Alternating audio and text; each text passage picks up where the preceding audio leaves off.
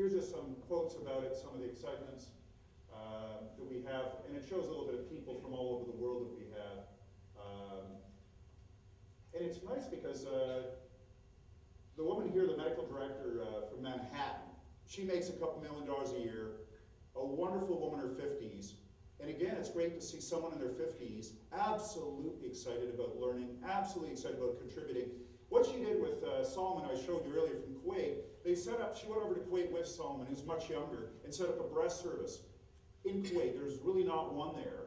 But she went as a very wealthy American surgeon to help out women in Kuwait around breast surgery, and felt an enormous contribution as a very senior person.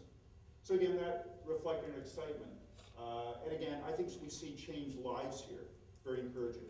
Okay, so I think I'm down to my last slide here, pretty much. So here we are, blatant advertising, but you're all too young, with a few exceptions. So the thought is, this is the master's we do, but we're looking for people who have managerial experience. And that's the kind of thing we're looking at. So, so let me summarize. What have I talked about? It's a good question. So what I've talked about is saying we're taking a different approach to management education. And we're looking particularly at leadership education in the context of the medical world and healthcare system. What we're taking is an approach which is less about knowledge only being at the front, like this lecture, but in fact recognizing knowledge is throughout the room, and we're trying to harness that because there's much more learning going on. And we're trying to bring management and leadership training. We're doing a little bit on the MD program itself, like a half day or something.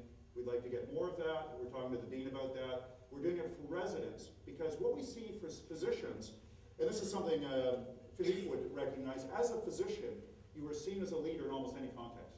Even in the community, you're seen as a leader if you're a physician. Not sure why.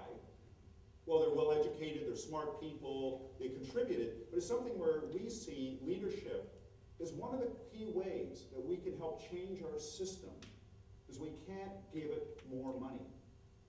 What we can provide is to be more efficient, and that's where we think the management school and the medical school have something that we can work together. Thanks for your time, and I'll be around if you want to talk.